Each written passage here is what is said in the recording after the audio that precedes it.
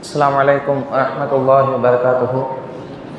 الحمد لله رب العالمين، والصلاة والسلام على سيدنا محمد وعلى آله وأصحابه أجمعين، أما بعد. قال الله تعالى في القرآن العظيم: أعوذ بالله من الشيطان الرجيم. يا أيها الذين آمنوا اتقوا الله وقولوا قولا سديدا. எல்லா புகழும் அல்லாஹ் ஒருவனுக்கே உரித்தாகட்டுமாக. அவனுடைய சாந்தியும் சமாதானமும் ரசூலுல்லாஹி ஸல்லல்லாஹு அலைஹி வஸல்லம் அவர்கள் மீதும், அவர்களை எப்படி பின்பற்றி வாழ்ந்து மறைந்த சஹாபாக்கள் தாபிஈன்கள் மீதும், குறிப்பாக நம் எல்லோரின் மீதும் என்றென்றும் நின்று நிலவட்டுமாக. அல்லாஹுடைய பெரும் கிருபையை கொண்டு ரமலான் மாதத்தினுடைய முதல் 10 நிறைவடைந்திருக்கிறது. அல்லாஹ் மீதமுள்ள நாட்களிலும் இதை பரிபூர்ணப்படுத்திய நிலையில் அல்லாஹு தஆலா நம் எல்லோரையும் இருக்க செய்வானாக. இன்றைய தினம் நாம் பார்க்க இருக்கின்ற வசனம் இந்த தொழுகையில் ஓதப்பட்ட சூரா அல் மாயிதா 5வது அத்தியாயத்தினுடைய 2வது வசனம். இந்த 2வது வசனம் ஒரு பெரிய வசனம். அது நிறைய விஷயங்களை அல்லாஹு தஆலா சொல்லி காட்டுகிறார். அதனுடைய இறுதியில் அல்லாஹு தஆலா 2 விதமான ஒரு அழகான ஒரு முஸ்லிம்களுக்கு இருக்க வேண்டிய ஒரு பண்பை அல்லாஹு தஆலா சொல்லி காட்டுகிறார். அதாவது ஒரு இறை நம்பிக்கையாளருக்கு இருக்க வேண்டிய ஒரு அடிப்படை முக்கியமான பண்புகளில் 2 முக்கியமான விஷயங்களை அல்லாஹ் தான் இந்த வசனத்தினுடைய இறுதியில் நமக்கு கற்றுத்தருகிறார். வதஆவனு அலல் பிர்ரி வத்தக்வா, நன்மையான காரியங்களிலும் இறையச்சத்திலும் ஒருவருக்கொருவர் உதவி கொள்ளுங்கள். வலா தஆவனு அலல் இஸ்மி வல் உதுவான், பகைமை பாராட்டுவதிலும் அதே போன்று பாவமான காரியங்களிலும் ஒருவருக்கொருவர் உதவி கொள்ளாதீர்கள். வத்தகுல்லா, அல்லாஹ்வை அஞ்சிக் கொள்ளுங்கள். இன்னல்லாஹ ஷதீதுல் இகாப், ஏனென்றால் அவன் தண்டிப்பதில் கடுமையானவன் என்பதாக அல்லாஹ் ரப்பல் ஆலமீன் சொல்லி காட்டுகிறான். இந்த வசனத்தை பொறுத்தவரை இது ஒரு சாதாரண கட்டளையாக, ஒரு சாதாரண வசனத்தை போன்று நமக்கு தோன்றலாம். ஆனால் இது ஏராளமான அர்த்தங்கள் உள்ளே இருக்கிறது. அதாவது நன்மையான காரியங்கள் என்ன செய்ய வேண்டும்? ஒருவருக்கொருவர் உதவி கொள்ளக்கூடியவர்களாக, அதே போன்ற இறையச்சத்திற்கு நெருக்கமான காரியங்களில் ஒருவருக்கொருவர் உதவி கொள்ளக்கூடியவர்களாக முஃமின் இருக்க வேண்டும். ஒருபோதும் பாவமான காரியங்களுக்கு என்ன செய்து விடக்கூடாது? நாம் துணை போய்விடவே கூடாது. அது பகைமையான விஷயங்களும் சரி, பாவமான காரியங்களும் சரி, அதில் எந்த ஒரு சூழ்நிலையும் என்ன செய்து விடக்கூடாது, நாம் ஆகிவிடக்கூடாது. ஏனென்று சொன்னால் ரசூல் ஸல்லல்லாஹு அலைஹி வஸல்லம் அவர்கள் இன்று வரை கொலை செய்யக்கூடிய ஒவ்வொரு மனிதருடைய பாவத்திலிருந்தும் ஒரு பங்கை ஆதம் அலைஹிஸ்ஸலாமுடைய மகனுக்கு போய் சேரும். ஆதம் அலைஹிஸ்ஸலாம் 2 மகன்களில் ஒரு மகன் என்ன செய்தார்? அவருடைய சகோதரரை கொன்றார். அவர் தான் அதற்கு ஒரு முன்மாதிரியாக இருந்தார். இந்த கொலையை அவர் தான் ஃபஸ்ட்டு ஸ்டார்ட் பண்ணி வச்சதுனால அவர் எந்த காலத்தில் உள்ளவர்? அவர் ஆதம் நபியோட காலத்தில் உள்ள எத்தனை 1000 லட்சங்கள் வருஷத்துக்கு முன்னாடி இருந்திருப்பார். ஆனால் இன்ன வரைக்கும் யாரெல்லாம் கொலை செய்கிறாங்களோ அதற்கு அவர் தான் முன்மாதிரின்றனால எல்லோருடைய கொலையிலும் யாரெல்லாம் அநியாயமான முறையில் கொலை செய்கிறாங்களோ அந்த கொலையினுடைய பாவத்தில் ஒரு பங்கு என்ன செய்யும்? அவருக்கு போய்கொண்டே இருக்கும் என்று ரசூல் ஸல்லல்லாஹு அலைஹி வஸல்லம் சொல்கிறார்கள். அதே போன்று நம்ம இந்த உலகத்திலிருந்து பிரிகின்ற பொழுது நாம் செய்கின்ற நன்மைகள், நம்ம நிறைய நன்மைகள் செஞ்சிருப்போம். சதகத்துல் ஜாரியா, நமக்கு நன்மைகள் தொடர்ந்து வந்து கொண்டிருக்கக்கூடிய நிறைய நன்மைகளை செய்திருப்போம். ஆனால் பாவமான காரியங்களில் கவனம் இல்லாமல் இருந்திருப்போம். அல்லாஹ் பாதுகாக்கணும். நன்மையான காரியங்கள், எப்படி ஒருத்தர் இறந்துட்டா சதகத்துல் ஜாரியா செய்கிற மாதிரி, ஒருவர் ஒரு மரத்தை நடுறாரு, அந்த மரத்தின் நிழல் மூலமாக மக்கள் பயனடையும் காலமெல்லாம் ஒரு நன்மை வரும். ஒரு பள்ளிவாசல் கட்டுறதுக்கு உதவி செய்கிறாரு, ஒரு குர்ஆனை வாங்கி கொடுக்குறாரு. அதே மாதிரி என்னென்ன உதவியெல்லாம் செய்கிறாங்களோ அந்த உதவியை அவர்கள் அனுபவிக்கின்ற காலமெல்லாம் அவர்கள் இறந்து விட்டாலும் அதற்கான நன்மைகளை அவர்கள் அனுபவிப்பார்கள். அதே போன்றுதான் பாவமான காரியங்களும். பாவத்திலும் ஒருத்தருக்கு நம்ம ஏதோ ஒரு வகையில் உதவி செய்கிறோம், அல்ல நம்ம அந்த பாவத்துக்கு முன்மாதிரியாக இருக்கோம், நம்ம ஒரு பாவத்தை செய்கிறதுக்கு காரணமாக இருக்கோம்னு சொன்னால் அந்த பாவத்தை மக்கள் செய்கின்ற காலமெல்லாம் நம்ம அதற்கு ஒரு ஆரம்பமாக இருந்தால் அதற்கான பாவமும் என்ன செய்யும்? நமக்கு வந்துக்கிட்டே இருக்கும். அதெல்லாம் ரசூல் ஸல்லல்லாஹு அலைஹி வஸல்லம் என்ன செய்கிறாங்க? நமக்கு அழகாக சொல்லி காட்டுறாங்க. நன்மையான விஷயங்கள் நீங்கள் அதுக்கு முன்மாதிரியாக இருந்தீங்கன்னா அந்த நன்மையும் உங்களுக்கு வந்துக்கிட்டு இருக்கும். பாவமான காரியத்துக்கு நீங்கள் முன்மாதிரியாக இருந்தீங்கன்னா அந்த பாவத்தை மக்கள் செய்கின்ற காலமெல்லாம் அந்த பாவம் என்ன செய்யும்? உங்களுக்கு வந்து கொண்டே இருக்கும். ஆக நம்ம பிறருக்கு எதை முன்மாதிரியாக நம்ம காட்டுகிறோம், நாம் பிறருக்கு எந்த விஷயத்தில் நாம் உதவி செய்கிறோம். ஏன்னா நம்ம நிறைய விஷயங்கள் என்ன நினைப்போம்னா, நான் வந்து இந்த பாவத்தை செய்யலை, நான் வந்து பாவத்தை செய்யலை, அவங்க செய்கிறாங்க, ஒன்று நான் பார்த்துக்கிட்டு இருக்கேன், இல்லை நான் சும்மா கூட நிற்கிறேன். இப்போ உதாரணத்துக்கு ஒருத்தர் அனாச்சாரமான முறையில் திருமணம் நடக்குது, அல்லது ஒருத்தர் வந்து வட்டி வாங்குறாரு, அல்லது ஒருத்தவங்க வந்து நம்ம கண்ணுக்கு முன்னாடி ஏதாவது மோசமான ஒரு பாவத்தை செய்கிறாங்க, நம்மளால் அதை தடுக்க முடியும், அல்லது குறைந்தபட்சம் அந்த இடத்த விட்டு நம்ம விலகவாத முடியும். இரண்டையுமே நம்ம செய்யாமல் நம்ம அந்த இடத்துல இருந்தோம்னா அதற்கு ஆதரவு தெரிவிக்கிற மாதிரி தான். நம்ம அந்த பாவத்தை செய்யலனா கூட நம்ம அவர்களுக்கு உதவி செய்கிற மாதிரி தான். ஆக அந்த மாதிரி ஒருத்தருக்கு நம்ம உதவி செஞ்சோம் அப்படின்னா நமக்கு என்ன செய்யணும், அல்லாஹ் தஆலா அந்த மாதிரி பாவத்தில் ஒருவதும் உதவியாக இருந்து விடாதீர்கள் என்று அல்லாஹ் தஆலா நமக்கு என்ன செய்கிறார், எச்சரிக்கை செய்யக்கூடியவனாக இருக்கிறார். அதே போன்று ரசூல் ஸல்லல்லாஹு அலைஹி வஸல்லம் அவர்கள் ஒருவருக்கு நன்மையான காரியத்தில் நம்ம உதவுறதுக்கும் பாவமான காரியத்தை விட்டு நம்ம விலகிறதுக்கும் ஒரு அழகான உதாரணத்தை ரசூல் ஸல்லல்லாஹு அலைஹி வஸல்லம் சொல்லி காட்டுறாங்க. ஒருத்தர் நன்மையை செய்கிறாரு, அதனால் நமக்கு என்ன வந்துட போகுது, நம்ம ஒரு நன்மையை சொல்லி கொடுத்தா என்ன வந்துட போகுது, அதே மாதிரி ஒரு பாவத்தை நம்ம சொல்லி நம்மளால் செஞ்சாங்கன்னா என்ன வந்துட போகுது, அதே மாதிரி ஒரு பாவத்தை நம்ம கண்மையாக நடக்குது, இதை தடுக்கலைன்னா நமக்கு என்ன ஆகிற போகுது, நமக்கு என்ன வந்துச்சு அப்படின்னு நினைக்கக்கூடியவர்களுக்கு ரசூல் ஸல்லல்லாஹு அலைஹி வஸல்லம் அவர்கள் ஒரு அழகான உதாரணத்தை என்ன செய்கிறார்கள், நமக்கு சொல்லி காட்டுகிறார்கள். கப்பலில் கீழ்தளத்திலும் மேல்தளத்திலும் 2 பிரிவினர்கள் பயணித்து கொண்டிருக்கிறார்கள். கப்பலில் என்ன செய்கிறாங்க, பயணிச்சுக்கிட்டு இருக்கிறாங்க. பயணித்து கொண்டிருப்பவர்களில் கீழ்த்தளத்தில் இருப்பவர்கள் அவர்களுக்கு தண்ணீர் தேவைப்பட்டால் மேல்தளத்தில் உள்ள மக்கள்கிட்ட என்ன செய்வாங்க, போயிட்டு வர வேண்டியது இருந்துச்சு. மேலே உள்ளவங்கள்ட்ட போயிட்டு வருவாங்க. அப்போ கீழ்த்தளத்தில் உள்ளவர்கள் என்ன செய்கிறார்கள், தங்களுக்குள் பேசிக் கொள்கிறார்கள், நம்ம ஏன் தண்ணி வாங்க மேலே கீழே வந்துட்டு இருக்கணும், நம்ம கீழே தான் தண்ணி ரொம்ப பெருசாக இவ்வளோ பெரிய கடலே ஓடுது, நம்ம ஏன் மேலே போய்கிட்டு இருக்கணும் அப்படின்னு சொல்லி என்ன செய்கிறாங்க, நம்ம வேணால் கப்பலில் ஒரு ஓட்டையை போடுவோம், ஓட்டையை போட்டால் என்ன செய்யும், தண்ணி உள்ளே வந்துடும். நல்ல செம ஐடியா தானே இது, நல்ல ஐடியா தானே, நல்ல ஐடியாவா, மாஷா அல்லாஹ், நல்ல ஐடியா. என்ன ஐடியா, கப்பலில் ஓட்டையை போட்டு உள்ளேருந்து தண்ணியை கொண்டு வர்றது. ஆக என்ன செய்கிறாங்க, அவங்க கீழ்த்தளத்தில் அவங்க கப்பலில் ஓட்டையை போடுறாங்க. இதை மேல்தளத்தில் உள்ள மக்கள் என்ன செய்கிறாங்க, பார்க்குறாங்க. பார்க்குறவங்க என்ன நினைக்கிறாங்கன்னா, அவன் தளத்தில் அவன் ஓட்டையை போடுறான், நமக்கு என்ன வந்துச்சு, கீழ்த்தளத்தை மட்டும் பேச்செடுத்துல மேல்தளம் பறக்கவா செய்யும்.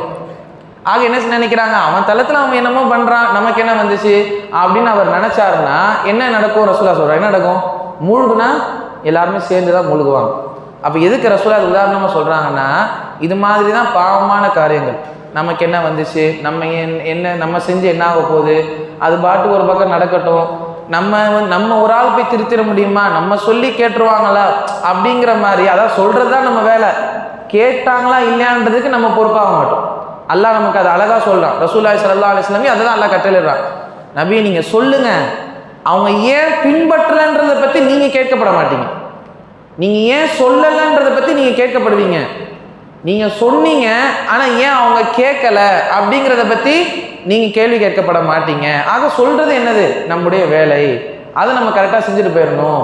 ஆக எதுக்கு ரசூலா இது உதாரணமாக சொல்கிறாங்கன்னா, இந்த மாதிரி தான் நம்ம ஒரு நன்மையான காரியத்தை ஏவாமல் பாவமான காரியத்தில் ஒருவருக்கு ஒரு உதவி செஞ்சுக்கிட்டு அந்த பாவத்தை தடுக்காமல் இருந்தோம்னா ஒரு வேதனைன்னு வரப்போ என்ன செய்யும், அதில் எல்லாருமே சேர்ந்து தான் அகப்பட்டு கொள்ளணும்.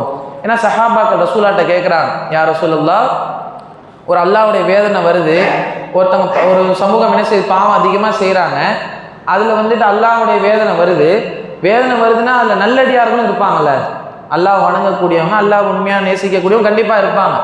அவங்களையும் அந்த வேதனை பிடிக்குமா அப்படின்னு சொல்லி ரசூலுல்லாஹ்ட்ட கேட்குறப்ப ரசூல் ஸல்லல்லாஹு அலைஹி வஸல்லம் சொன்னாங்க, ஆமாம், பாவங்கள் மிகச்சிட்டா அது நடந்துரும்னாங்க.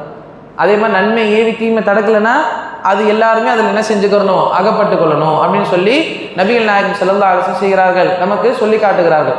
ஆக நன்மையான காரியங்களில் நம்மளால் முடிஞ்சவர்களுக்கு என்ன செய்யணும், மற்றவர்களுக்கு உதவக்கூடியவர்களாக, மற்றவர்களுக்கு நன்மை ஏவக்கூடியவர்களாக நாம் இருக்க வேண்டும். பாவமான காரியத்தை செஞ்சிடக்கூடாது, நம்ம இருந்துடவும் கூடாது, அதே சமயம் நமக்கு முடிஞ்சவரை என்ன செய்யணும், நம்ம தடுக்கக்கூடியவர்களாகவும் இருக்க வேண்டும். ஆக என்னென்ன வழிகள்லாம் இருக்கோ எல்லா வகையும் ரசூல் ஸல்லல்லாஹு அலைஹி வஸல்லம் செஞ்சுருக்காங்க, நமக்கு கற்று தந்திருக்கிறாங்க. அதே மாதிரி உதாரணமாக ஒரு ஹதீஸ் நபிகள் நாயகம் ஸல்லல்லாஹு அலைஹி வஸல்லம் சொல்லும் பொழுது, உங்களுடைய சகோதரன், அதாவது முஸ்லிமான சகோதரன் அநியாயம் செய்யக்கூடியவராக இருந்தாலும் அநியாயம் செய்யப்பட்டவராக இருந்தாலும் நீங்கள் அவருக்கு உதவி செய்யுங்கள் அப்படின்னு ரசூலுல்லாஹி ஸல்லல்லாஹு அலைஹி வஸல்லம் சொல்கிறாங்க. அதாவது அநியாயம் செய்கிறவருக்கும் நீங்கள் உதவி செய்யுங்க, அநியாயம் செய்யப்பட்டவனுக்கும் நீங்கள் என்ன செய்யுங்க, உதவி செய்யுங்க அப்படின்னு ரசூல் ஸல்லல்லாஹு அலைஹி வஸல்லம் சொல்கிறாங்க. அப்போ சஹாபாக்கள் கேட்குறாங்க, யார் ரசூலுல்லாஹ், அநீதம் இழைக்கப்பட்டவனுக்கு உதவி செய்யலாம், உதவினா அவனுக்கு தானே செய்யணும், ஏன்னா அவனுக்கு ஒரு அநீதி இழைக்கப்பட்டிருக்கும், அவனுக்கு அந்த அநீதத்திலேருந்து நம்ம என்ன செய்யணும், நியாயத்தை வாங்கி கொடுக்கணும், அது ஓகே. ஆனால் அநியாயம் செய்கிறவனுக்கு போய் நான் என்னத்தை உதவி செய்கிறது அப்படின்னு சொல்லி ரசூலுல்லாஹ் கேட்குறப்ப ரசூல் ஸல்லல்லாஹு அலைஹி வஸல்லம் அழகாக சொன்னாங்க, அவனை அந்த அநீதத்திலிருந்து நீங்கள் காப்பாற்றுவதாகும் என்று ரசூல் ஸல்லல்லாஹு அலைஹி வஸல்லம் சொன்னாங்க. ஒருத்தர் பாவம் செய்கிறாருன்னா நம்ம அவரை வெறுக்கிறதோ வெறுத்து ஒதுக்குறதோ எந்தவித பிரயோஜனமும் கிடையாது. உண்மையாகவே நம்ம என்ன செய்வோம், ஒருத்தர் யாரோ பாவம் செய்கிறார், குற்றம் செஞ்சாருன்னா அவரை பற்றி பின்னாடி பேசுவோம், அவங்கள 4 பேர்கிட்ட சொல்லி இழிவுபடுத்துவோம், கேவலப்படுத்துவோம். நம்ம என்னமோ எல்லாத்துலேயும் பர்ஃபெக்டாக இருக்கிற மாதிரி நமக்கு ஒரு ஆள் கிடச்சிட்டாங்கன்னு வச்சுக்கோங்க, அவங்கள போட்டு நல்லா மென்று தின்றுவோம், இருக்கிற எல்லா அமலும் வீணாக போயிடும். நம்ம தொழுகைகள், நோன்பு, ஜக்காத்து, ஹஜ்ஜுன்னு எல்லாம் ஒரு பக்கம் என்ன செஞ்சுட்ருக்கோம், போய்கிட்டு இருக்கோம். ரசூலா தான் சொன்னாங்க, திவாலாகி போனவர்னா யாரும் தெரியுமா மறுமையிலன்னு கேட்டாங்க. ஒன்றுமே இல்லாமல் கை செய்தத்துக்குரியவர் யார் தெரியுமா, நாளைக்கு எல்லா நன்மையும் கொண்டு வருவார். கடைசியில் ஒவ்வொருத்தராக மறுமையில் வருவாங்க, யாரெல்லாம் இவருக்கு என்னை அடிச்சிருந்தாரு, என்னை திட்டியிருந்தாரு, என்னை பற்றி புறம் பேசியிருந்தார் அப்படின்னு சொல்லி ஒவ்வொருத்தராக வருவாங்க. அல்லாஹ் என்ன செய்வான், இவரோட நன்மைகள் எல்லாத்தையும் பாதிக்கப்பட்டவங்க தூக்கி கொடுத்துருவான். ஆக அந்த மாதிரி நம்ம ஒருத்தர் பாவம் செய்கிறாங்க அப்படின்னா என்ன செய்வோம், அவரை பற்றி நம்ம பின்னாடி பேசுறது, அவங்கள இழிவுபடுத்துறது, அதில் உள்ள ஒரு சந்தோஷம் அடையும். ஏன் சந்தோஷம் அடையும்னா சைத்தான் அந்த சந்தோஷத்தை ஏற்படுத்துவான். சில பேர் பாருங்க, எந்தவித காரணமே இருக்காது, சும்மா உட்காந்துருப்பாங்க, திடீர்னு எங்கேயோ யாரோ பற்றி பேச்சை இழுப்பாங்க, அவன் இருக்கானே அப்படின்னு சொல்லி இழுப்பாங்க. அவரை பற்றி பேசுறதுக்கு அங்கே வேலையே இருக்காது. அதில் இன்னும் சில பேர் மௌத்தா போனவங்களை பற்றிலாம் பேசுவாங்க. மௌத்தா போனவங்களை பற்றி நம்ம மேக்சிமம் அவங்கள்ட்ட உள்ள கெட்ட விஷயங்களை பற்றி பேசக்கூடாது. ஏன்னா அவங்கள்ட்ட போய் நம்ம மன்னிப்பு கேட்க முடியாது. ஒருவேளை அவங்க இப்போ ஒருத்தர் பாவம் செஞ்சுட்டு இருக்காரு, நம்ம கண்ணு முன்னாடி பாவம் செஞ்சவராக இருக்கட்டுமே, அவர் மௌத்தா போயிட்டாரு, அவர் மௌத்தா போகிறதுக்கு முன்னாடி அல்லாஹ்ட்ட தௌபா செஞ்சுருந்தாருன்னா அல்லாஹ் அவருடைய பாவத்தை மன்னிச்சிருவான். இப்போ அவரை பற்றி பேசினதுக்கு நம்ம யார்கிட்ட போய் மன்னிப்பு கேட்க முடியும்? அல்லாஹ்ட்ட மன்னிப்பு கேட்டால் அல்லாஹ் மன்னிக்க மாட்டான். ஏன் மன்னிக்க மாட்டான்? அவர் மன்னிச்சாதான் மன்னிப்பன்மா. இப்போ அவர் மன்னிக்கிறதுக்கு வேலை கிடையாது. இப்போ அவர் மன்னிக்கணும்னா மறுமை நாளில் தான் மன்னிக்கணும். மறுமை நாளில் நல்லா யோசிக்கணும், நம்ம யாருமே மன்னிக்க வாய்ப்பே கிடையாது, மன்னிக்கவே மாட்டாங்க. ஏன் திரும்ப மன்னிக்க மாட்டாங்க? இப்போ இங்கே பார்க்குறோம், பொருளாதார ரீதியாக பார்க்குறோம். ஒருத்தர் என்னதான் அவருக்கு பொருளாதாரம் அதிகமாக இருந்தாலும் அவருக்கு கொடுக்கணுன்ற எண்ணம் இருந்தால் தான் கொடுப்பாங்க, அல்லது அவங்களுக்கு தேவை இருந்துச்சுன்னா கண்டிப்பாக கொடுக்கக்கூடிய ரொம்ப குறைவு. எனக்கே தேவை இருக்குன்னா கொடுக்க மாட்டாங்க. மறுமையில் தேவையே என்ன? நன்மைகள் தான் தேவை. அந்த நன்மைகள் சில பேருக்கு பத்தையும் பத்தாமல் அதுவே ஒரு பதற்றத்தோட சூழ்நிலையில் இருப்பாங்க. அப்போ யாருமே யாரையும் பார்த்து நலம் விசாரிக்கவும் மாட்டாங்க. அங்கே தாயும் தெரியாது, தந்தையும் தெரியாது. அல்லாஹ் மிக அழகாக சொல்லி காட்டுகிறான், யௌம யஃபிர்ருல் மர்உ மின் அஹீ, சகோதரன் விட்டு ஓடுவான், தாய் விட்டு ஓடுவாங்க, தந்தை ஓடுவார், மனைவி மக்கள் ஓடுவாங்க, எல்லாரும் என்ன செய்வாங்க, ஒவ்வொருத்தரும் விட்டு ஓடிட்டு இருப்பாங்க. அப்போ அவர் என்ன செய்வார், மறுமையில் மன்னிக்கிறதுக்கு அங்கே வேலை கிடையாது. அவர் என்ன செய்வார், யாரில் இவன் மன்னிக்கலாம் எனக்கு முடியாது, நானே நன்மை இல்லாமல் இருக்கேன், அவன்கிட்ட ஏதாவது நன்மை இருந்துச்சுன்னா கொடுத்து போயிடும், அல்ல அதே என்ன செஞ்சிருவான், நன்மை வாங்கி கொடுத்துருவான். அது எதுக்கு சொல்கிறேன்னா, நம்ம ஒருத்தருடைய அந்த பாவங்கள் நமக்கு தெரியுது அப்படின்னா நம்ம உண்மையில அவங்க மீது அக்கறை இருக்குது, நம்ம ஒரு உண்மையான முஸ்லீமாக இருக்கோம்னா நம்ம முதல்ல என்ன யோசிக்கணும்னா, எல்லார் இடத்துலையும் ஷைத்தான் இருக்கிறான், எல்லாருமே ஏதாவது பாவம் செஞ்சுக்கிட்டு இருக்கோம். சரி, அவர் பாவம் செஞ்சிட்டாரு, சரி அவரை எப்படி நம்ம நல்வழிப்படுத்துறது, அவர் எப்படி நம்ம அந்த பாவத்திலிருந்து மீட்டெடுக்கிறது, அவருக்கு எப்படி நல்ல விதமாக அவர் சொல்கிறது. அந்த மாதிரி சகோதரர்கள் ரொம்ப ரொம்ப குறைவு. யாராவது பாவம் செய்கிறாங்களா அவங்கள கூப்பிட்டு உட்கார வச்சு இந்த மாதிரி செய்யாதீங்க, ஏன்னா மார்க்கம் தெரிஞ்சவர்கள் கூட இந்த மாதிரி தவறு செய்யலாம், ஏதோ நீங்கள் தெரியாமல் செஞ்சுருப்பீங்க, உங்களுக்குன்னு சில கண்ணியம் இருக்குது, அல்லாஹ் உங்களை பாதுகாக்கட்டும், இன்ஷா இந்த பாவத்தை விட்டுருங்க, அல்லாஹ்ட்ட தௌபா செஞ்சு மீண்டுருங்க, இன்ஷால்லா அல்லாஹ் உங்களுடைய பாவங்களை மன்னிப்பான் அப்படிங்கிற மாதிரி அவருக்கு ஆறுதலான வார்த்தைகளை சொல்லி அவர் அந்த பாவத்திலிருந்து மீட்டெடுத்தவர்கள் ரொம்ப ரொம்ப குறைவு. இன்னும் சொல்ல போனால், ஒருத்தர் பாவத்திலேருந்து மீண்டிருப்பார், ஏதாவது பாவம் செஞ்சிருப்பார், குடிச்சிருப்பார், ஏதாவது திருடி இருப்பார், ஏதாவது பாவமான காலம் செஞ்சு அவர் நல்லவராக மாறி இருப்பார், அவரை இன்னும் பாவம் செய்ய தூண்டுற வேலையை வேணால் இந்த சமுதாயம் பார்க்கும். நீ ஒரு காலத்தில் எப்படி இருந்தவன் தெரியுமா, நீலாம் இன்னைக்கு பேசலாமா, நீ உனக்கு பேசுறதுக்கு ரைட்ஸ் வந்துருச்சா, உனக்கு பேசுகிற அந்த யோகிதை வந்துருச்சா, போடா நீ ஏன் ஒரு காலத்தில் அப்படி தெரிஞ்சவன் தான் இப்படி தெரிஞ்சதான் சொல்லி அவனை மேற்கொண்டு பேசி அந்த மாதிரி திரும்பவும் வழிகேட்டில் சென்றவர்கள் நிறைய பேர் இருக்காங்க. ஆக இங்கே விஷயம் என்னன்னா, ஒருத்தரை நன்மையான காரியத்தில் தூண்டுறதுல நம்ம ரொம்ப ஆர்வமாக இருக்கணும். அவங்களை எப்படி நல்வழிப்படுத்தலாம், அவங்களை எப்படி இறையச்சமுடையவர்கள் ஆக்கலாம் அப்படிங்கிறதுல நமக்கு ரொம்ப கவனமாக இருக்கணும். ஏன்னா நன்மைகள் நமக்கு மறுமையில் எவ்வளோ தேவைப்படுதுன்னு நமக்கு தெரியாது. இன்னைக்கு இத்தனை பேர்கள் தொழுகிறோம், எல்லாருடைய தொழுகையுமே 100% அல்லாஹ்விடத்தில் ஏற்றுக்கொள்ளப்பட்டதுன்னு யாரால உள்ளத்தால் தொட்டு சொல்ல முடியுமா? நம்ம தொழுகிற எல்லா தொழுகையுமே 100% ஏற்றுக்கப்பட்டுச்சுன்னு யாராவது சொல்ல முடியுமா? எத்தனை குறைகள் அதில் இருந்திருக்கும், எத்தனை பலகீனங்கள் இருந்திருக்கும், எவ்வளோ அதில் நம்ம மறதியாக இருந்திருப்போம். ஆக ஒரு தொழுகை அல்லாஹ்விடத்தில் எவ்வளோ தூரம் ஏற்றுக்கப்படுது நமக்கு தெரியாது. நம்ம உள்ளத்தில் என்ன இருக்கும்னா, நான் எவ்வளோ நன்மைகள் செய்கிறேன், இதெல்லாம் நாளைக்கு மறுமையில் நமக்கு வந்து நின்றோம், பாவங்கள் ஏதோ குறைவாக செய்கிற மாதிரி தெரியும். அந்த மாதிரி நமக்கு வெளிப்படையில் தெரிஞ்சாலும் நம்முடைய நன்மைகள் எந்த அளவுக்கு ஏற்றுக்கப்பட்டுச்சுன்ற உத்தரவாதம் நமக்கு கிடையாது. உனக்கு இவ்வளோ நன்மைகள் ஏற்றுக்கப்பட்டிருக்குது, இவ்வளோ பாவங்கள் மன்னிக்கப்பட்டிருக்குதுக்கு என்பதற்குண்டான அந்த உத்தரவாதம் யாருக்குமே கிடையாது. ஆக நமக்கு நன்மைகள் அதிகமாக தேவைப்படுது. ஆக அல்லாஹ் தஆலா என்ன சொல்கிறான், நீங்கள் நன்மையான காரியங்கள் உதவுங்க அப்படின்னா, உதவுனா அந்த நன்மை நமக்கு வந்துகிட்டு இருக்கும். நம்ம எல்லாரும் அதை யோசிச்சு பார்க்கணும். நான் மௌத்தா போனால் எனக்கு எத்தனை பேர் துவா செய்வாங்க, நான் மௌத்தா போனால் எனக்கு நான் செஞ்ச நன்மைகளில் எவ்வளவு எனக்கு வந்துக்கிட்டே இருக்கும் என்பதில் என்ன செய்யணும், நம்ம கவனமுடையவர்களாக இருக்கணும். அதே மாதிரி நம்ம மௌத்தா போனால் எந்த அளவுக்கு பாவங்கள் இல்லாத நிலையில் நம்ம மௌத்தா போகிறோம். அதே மாதிரி சில பாவங்கள் இருக்குது, சில பாவங்கள் புகைப்பிடிப்பதாக இருக்கலாம், மது அருந்துவதாக இருக்கலாம், கெட்ட வார்த்தைகள் பேசுவதாக இருக்கலாம். அல்லாஹ் தஆலா சொல்கிறான், பாவங்களிலும் அதே போன்று பகைமையிலும் ஒருவருக்கொரு என்ன செய்யக்கூடாது, நீங்கள் உதவி கொள்ளக்கூடாதுன்னு. ஒருத்தர் நினைப்பாரு, நான் வந்து ஒருத்தர் கெட்ட வார்த்தை பேசுறாருன்னு வச்சுக்காங்களேன், அவர் நினைப்பாரு, நான் இந்த கெட்ட வார்த்தை பேசுறதுனால எனக்கு அல்லாஹ் இடத்துல பாவம் இருக்கும் அப்படின்னு சொல்லி அவர் பாவம் மன்னிப்பு கேட்குறாரு. ஓகே, இப்போ அந்த கெட்ட வார்த்தை ஒரு 10 பேர் முன்னாடி பேசுறாரு, 10 சிறுவர்கள் இருக்கிறாங்க, அவங்க முன்னாடி பேசுறாரு. அந்த சிறுவர்கள் ஒரு 2 பேர் அவர் பேசின வார்த்தையை கேட்டுட்டு போய் பேசுறாங்க. அது வரைக்கும் அவங்களுக்கு தெரியலை, இவர் பேசினதை வச்சு கேட்டுட்டு போய் பேசுறாங்க, இவர் சொன்ன வார்த்தையை வச்சு போய் செய்கிறாங்க. அதே மாதிரி எத்தனையோ வீட்டில் குழந்தைகள் என்ன செய்வாங்கன்னா, சில தவறான பழக்க வழக்கங்களை விளையாட்டாக செஞ்சு பார்ப்பாங்க.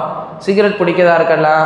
அதே போன்று சென்னையில் நம்ம இருந்த பகுதியிலலாம் வந்துட்டு இந்த ரொம்ப குறைந்த வயதுடைய மாணவர்கள், 8, 9, 7th படிக்கக்கூடிய மாணவர்கள்லாம் வந்து நிறைய மோசமான பழக்கங்கள் இருந்துச்சு. அந்த மாதிரி யார் யாரெல்லாம் இருந்தாங்களோ அதுக்கு ஒரு டீமை செட் பண்ணி ஒட்டுமொத்த பேரையும் கூட்டு வந்து வச்சு எல்லாரையும் வச்சு கேட்டால் அதில் 85% ஒரு 50 மாணவர்கள் இருக்கிறாங்கன்னா அதில் ஒரு 35 மாணவர்கள் சொன்ன வார்த்தைகள் என்ன தெரியுமா, எங்கள் வீட்டில் எங்கள் அத்தா செய்வார், எங்கள் வீட்டில் எங்கள் எதிர்த்தாப்பில் ஒரு அண்ணன் செய்வார், எங்கள் பெரியத்தா செய்வார், எங்கள் மாமா செய்வார். அதை பார்த்து ஃபஸ்ட்டு சும்மா வீட்டில் இருக்கோம், அல்லது எங்களே வாங்கிட்டு வர சொல்லுவாங்க. சில வீட்டில் அந்த மோசமான சூழ்நிலை இருக்குது, பிள்ளைங்களே போய் வாங்கிட்டு வர சொல்லுவாங்க, இதெல்லாம் பண்ணுவாங்க. நான் போய் சும்மா ஒரு வாட்டி மோந்து பார்த்தேன், ஒரு வாட்டி கையில் வச்சு பார்த்தேன், ஒரு வாட்டி வாயில் வச்சு பார்த்தேன், அதெல்லாம் அப்படியே பழகிருச்சு. அப்போ நல்லா யோசிச்சு பார்க்கணும், நமக்கே தெரியாமல் கூட சில பாவங்களுக்கு நம்ம உதவியாக இருந்திருப்போம். ஆக எல்லாத்தையும் நம்ம யோசிச்சு ஒரு பாவத்திலேருந்து விலகிறதுனா அதான் ரசூல் ஸல்லல்லாஹு அலைஹி வஸல்லம் முழுவதுமாக விலகணும். தௌபத்தன் நசூஹா, தூய்மையான முறையில் அல்லாஹ்ட்ட பாவம் மன்னிப்பு, தௌபத்தன் நசூஹா, ஃபுல்லாக விலகிடணும். ஏன் ஃபுல்லாக விலகணும், நம்ம செய்கிற ஒவ்வொரு காரியத்திற்கும் அதனுடைய பாரதூரம் எந்த அளவுக்கு போயிருக்குன்றது நமக்கு தெரியாது. அது எத்தனை பேர் ஃபாலோ பண்ணாங்க, எத்தனை பேர் பேசினாங்க. அதே மாதிரி தான் ரசூல் ஸல்லல்லாஹு அலைஹி வஸல்லம் சொல்கிறாங்க, நாளைக்கு மறுமையில் ஒரு மனிதர் நரகத்தில் வந்து வேதனை செய்யப்படுவார். அது ஒரு நல்ல இரும்பாலான கொக்கி இருக்கும், அதை வச்சு அவருடைய முக வாய் ஒரு பக்கம் மேலேருந்து கீழே வரைக்கும் என்ன செய்வாங்க, கிழிப்பாங்க, கிழிச்சு எடுப்பாங்க. மேலேருந்து கீழே பிடரி வரைக்கும் என்ன செய்வார்கள், இந்த முகவாய் வரைக்கும் கிழித்து எடுப்பார்கள். இந்த ஒரு பக்கம் சரியாகிறதுக்குள்ள இந்த பக்கம் ரைட் அண்ட் லெஃப்டாக மாறி மாறி என்ன செய்வாங்க, அவருக்கு வந்து வேதனை ஒரு இருமான கொக்கி வச்சு கிழிச்சு எடுப்பாங்க. இந்த வேதனை அவருக்கு தொடர்ந்துக்கிட்டே இருக்கும். இவர் யார் அப்படின்னு சொல்லி கேட்கப்படுற பொழுது இவர் காலையில் எழுந்திருப்பார். எழுந்திருச்சு ஏதாவது ஒரு பொய்யை சொல்லுவார். அந்த பொய் என்ன செய்யும்னா உண்மை மாதிரி பரவிடும். எல்லாருமே என்ன செஞ்சிருவாங்க, உண்மையாக நம்பிடுவாங்க. எல்லாருமே ஒரு பொய்யை நம்புறதுக்கு இவர் காரணமாக இருக்கார்ல, ஒரு பாவத்துக்கு காரணமாக இருக்கார்ல, அதனால இவருக்கு மறுமையில் இந்த வேதனை. இன்னைக்கு வாட்ஸ்அப்பில் பார்த்தீங்கன்னா அந்த மாதிரி தான், ஏதாவது ஒரு பொய்யான மெசேஜை போட்டுட்டு நீ உண்மையான இந்தியனாக இருந்தால் அதை ஷேர் பண்ணு, நீ உண்மையான முஸ்லீமாக இருந்தால் அதை ஷேர் பண்ணு, நீ உண்மையான தமிழனாக இருந்தால் அதை ஷேர் பண்ணு சொன்னோன்னு நம்ம ஆளுங்களுக்கெல்லாம் அப்படி நரம்பு புடைச்சிடும். என்னை பார்த்து இப்படி ஒரு வார்த்தையை சொல்லிட்டான்னு சொல்லி அது உண்மையாக பொய்யான்லாம் யாரும் ஆராய்ச்சி பண்ணுறதில்ல. டபக்குன்னு இருக்கிற எல்லா குரூப்பும் ஒருத்தனுக்கே 10 வாட்டி மெசேஜ் அனுப்புறது. அதே மாதிரி ஜியோவிலேருந்து இந்த ஆஃபர் கொடுத்துருக்காங்க, இதை 30 பேருக்கு நீங்கள் அனுப்புனீங்கன்னா உங்களுக்கு வாழ்நாள் ஃபுல்லாக ஃப்ரீன்னு சொன்னோன்னே எல்லாரும் அனுப்புறது. அனுப்பிட்டு திரும்ப ஒரு மெசேஜ் அனுப்புறது, நான் தெரியாமல் அனுப்பிச்சிட்டேன், அது பொய்யான மெசேஜ், அதுக்கு திரும்ப ஒரு மெசேஜ் அனுப்புறது. ஆக இது சாதாரண விஷயமா நமக்கு இருக்கலாம், ஆனால் ஒரு பொய் பரவுறதுக்கு நம்ம காரணமாக இருந்தோம்னு வச்சுக்கோங்க, அதுக்கும் மறுமையில தண்டனை. ஆக இதைத்தான் அல்லாஹ் தஆலா இந்த வசனத்தின் மூலமாக நமக்கு விளக்கி காட்டுகிறான். நன்மையில் நீங்கள் ஒத்துமையாக இருங்க, ஒருவருக்கு ஒருவர் உதவிக்காங்க, இறையச்சத்தில் ஒருவருக்கு ஒருவர் உதவிக்காங்க. பாவமான காரியத்தில் ஒருபோதும் நீங்கள் என்ன செய்யாதீர்கள், உதவி கொள்ளாதீர்கள். அல்லாஹுக்கு பயந்து கொள்ளுங்கள். ஏன் அல்லாஹுக்கு பயப்படணும், அவன் தண்டிப்பதில் கடுமையானவன். அல்லாஹ்வுடைய தண்டனை மோசமானது. ஆக இன்ஷா அல்லாஹ் நாம் எல்லோரும் நன்மக்களாக வாழ்கின்ற பாக்கியத்தை அல்லாஹ் நமக்கு தந்தல் புரிவானாக. வாஹு தஅவானா அல்ஹம்துலில்லாஹி ரப்பில் ஆலமீன். அஸ்ஸலாமு அலைக்கும் வரஹ்மத்துல்லாஹி வபரகாத்துஹு.